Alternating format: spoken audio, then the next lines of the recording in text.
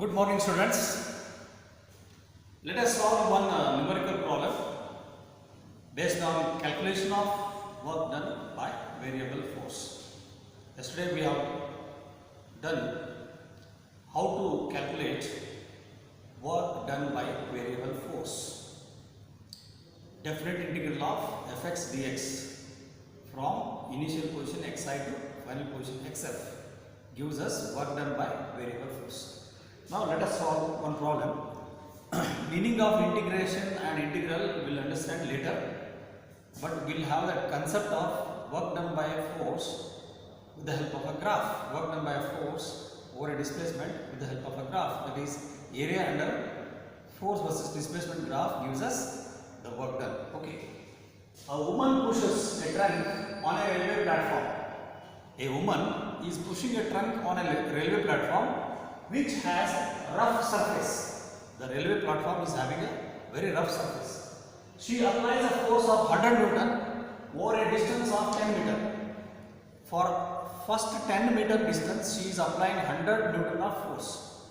Afterwards, she gets progressively tired. She feels tired and her applied force reduces linearly.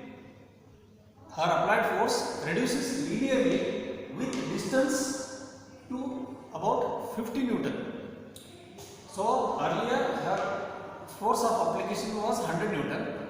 Now next, after 10 meter of distance, her force is reduced from 100 Newton to 50 Newton linearly, not directly. Progressively it is reducing to 50 Newton. The total distance through which the trunk has been moved is 20 meter. The total distance through which the trunk moved is 20 meter. Plot a graph of force applied by the woman versus displacement. Force applied by the woman versus displacement, and frictional force which is given here. Frictional force between the surfaces of the trunk and the floor is 50 Newton. Frictional force 50 Newton versus displacement. Using these two graphs, calculate the work done by the two forces. Two forces means one is the force applied by the woman, another one is the work done by frictional force over a total distance of 20 meter. So this is the problem. So we are now going to draw a graph. So graph I will draw here. Okay. So along the y-axis we have to take the force.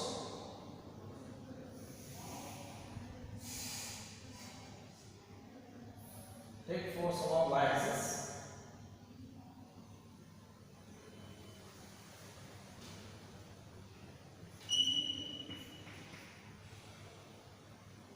Force in Newton. Along x-axis we have to take displacement. Displacement maximum here is 20 Newton.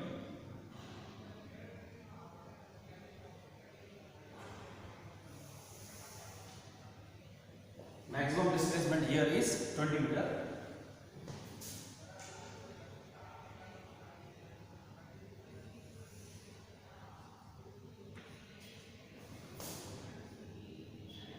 This is origin 0. So let us take this one as 10 meter and this one as 20 meter. This is displacement, and here it is force. Force 50 Newton, 100 Newton. Force is in Newton, and here we take frictional force as negative force, minus 50 Newton. Right? This is frictional force which is minus F. Now for first 10 meter she is applying a force of 100 Newton for first 10 meter distance. So from 0 to 10 she is applying same 100 Newton of force. So that is up to 10 meter. So you will get a straight line graph. straight line. So from 10 meter to 20 meter, next 10 meter, her force decreases linearly up to what? Up to 50 meter, up to 50 Newton, up to 50 Newton, right? So decreases linearly means you have also straight line, decreasing straight line, and this is the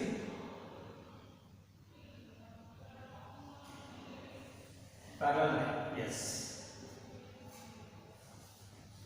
This is how we get the graph.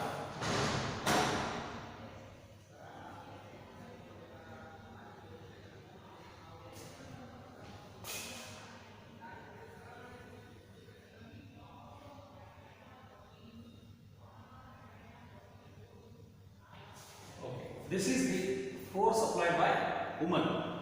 Now the next one is frictional force is 50 Newton. Frictional force is always the force which opposes the motion. So it should be always negative. Work done by frictional force is negative. So it is constant force. Up to 10 meter is same. Even up to next 10 meter also is same constant 50 Newton. So this is how we get the second graph due to frictional force. This is frictional force. Now we can call this as O, A, B, C, D, E, F. O, A, B, C, D, F, E, F. Okay. Now first we will calculate work done by woman from the graph. Work done by the woman.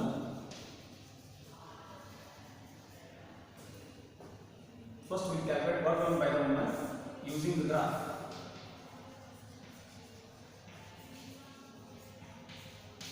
So we know work done by variable force or work done by force for force versus displacement graph is given by area under the graph. So this is equal to area O, A, B, C, D. O, A, B, C, D. So if you look at this area consists of two parts. One is this rectangular part, and another one is this trapezium, part of trapezium. So first we will calculate this rectangular part. Let us call this as G, right? So area OABG, area of rectangle, OABG.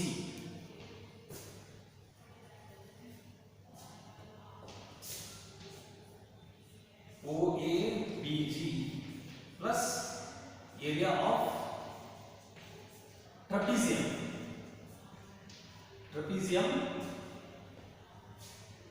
GBCD or BCDG, trapezium BCDG. So these are the two areas. So area of OABG, directly we can write OA into OG, OA into OG, length into breadth or height into breadth, OA into OG, plus half into area of trapezium, half into sum of the parallel sides. What are the parallel sides here? BG plus CD, sum of the parallel sides, multiplied by the perpendicular distance between the parallel sides. The perpendicular distance between the parallel sides is GD. Now substitute the values. OA is 100 from the graph. OA is 100 and OG is 10. 100 into 10 plus half into BG. BG is again 100 plus CD. CD is 50. Look at this. CD into GV. GV is 10 meter.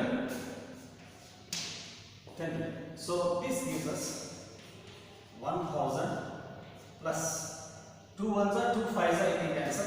So it becomes 150 into 5. 2 ones are 2 fives. 150 into 5.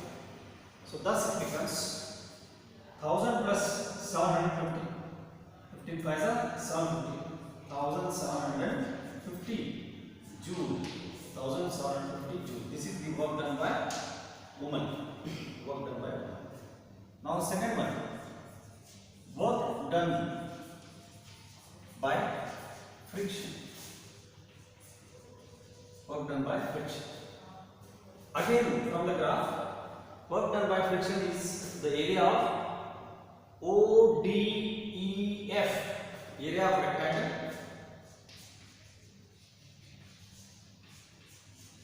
The lower one, ODEF.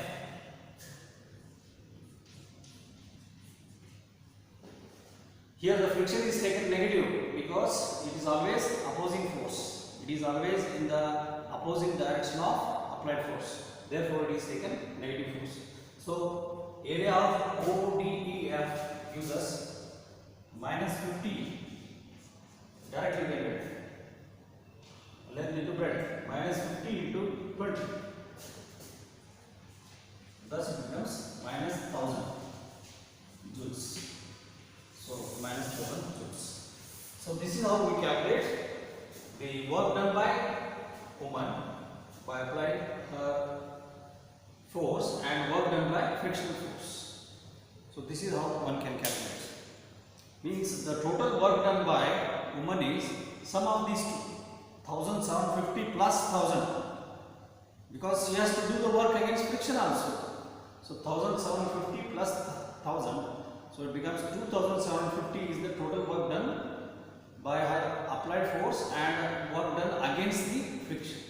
So this is how the concept of area under the graph of force versus displacement gives us the work done. This is very important. Okay, now let us learn the next important thing, that is work energy theorem for variable force. We have learned earlier work energy theorem for force which was constant. That is, change in kinetic energy is equal to work done by constant force. Change in kinetic energy is equal to work done by net constant force. But here the force is no more constant, the force is variable. Then how to formulate the work energy theorem for variable force? Let us see it.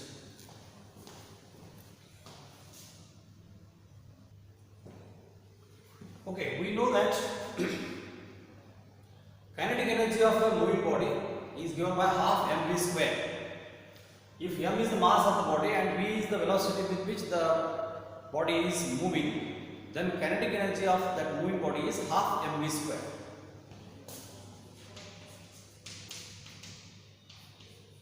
Kinetic energy is equal to half mv square. Now let us calculate the time rate at which the kinetic energy is changing.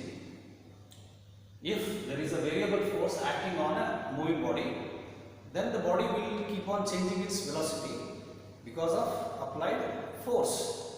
So for that purpose, let us calculate the time rate of change of kinetic energy. Differentiating this with respect to time t, we get the time rate of change of kinetic energy. Now, let us calculate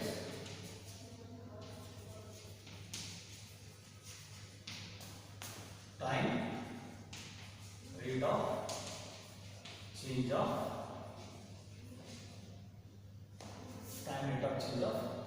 kinetic energy. Time rate of change of kinetic energy means change of kinetic energy with respect to time, or rate of change of kinetic energy with respect to time. To do that, we have to differentiate this with respect to time. Differentiating above equation with respect to time. With respect to time t. Then dk by dt is left hand side. rate of change of kinetic energy. dk by dt is equal to d by dt of half mv square. So in this, half is constant, m is also constant, only variable is v square. So it becomes half m d by dt of v square. d by dt of v square. Only v is variable, therefore d by dt of v square. Now when you differentiate this, half m differentiation of v square becomes 2v. But since look at this, the variable is time and the variable in the numerator is velocity. So these are two different variables. So we cannot just keep it as 2v. So we have to write 2v dv by dt. 2v dv by dt. You can write here, because if you differentiate dx raised to n by dt, here I am writing the supporting formula, supporting differential formula. Dx raised to n by dt, here dx raised to n by dt is equal to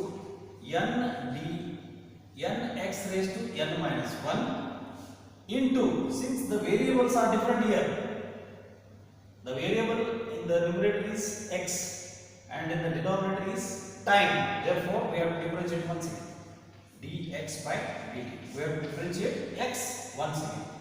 Using this supporting formula, I have done differentiation of v square as 2v into, since v is different variable than time, v and t are two different variables, so I have to differentiate v again, dv by dt.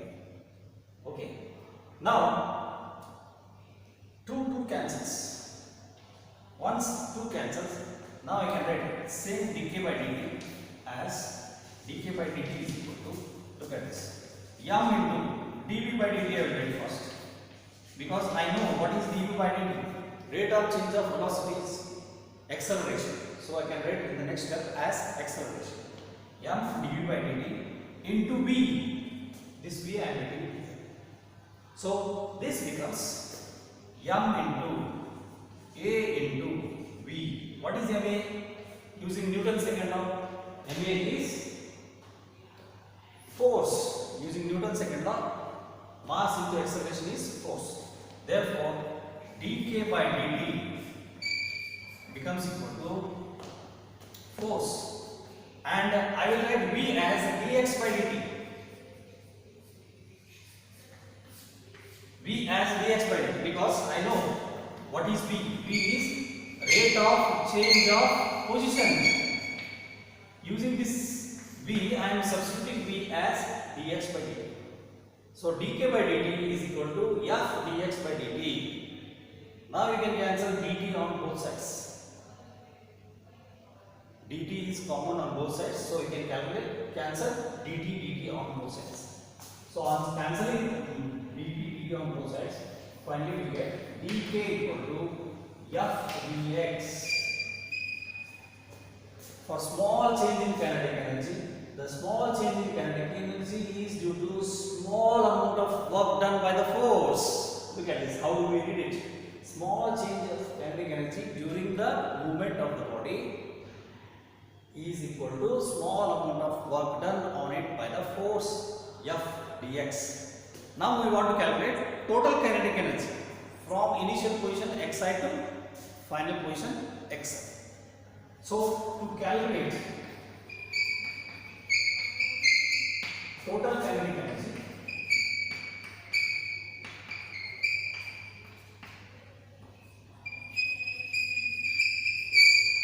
total kinetic energy change, total kinetic energy change from initial position xi to final position xi. We integrate this. Integrating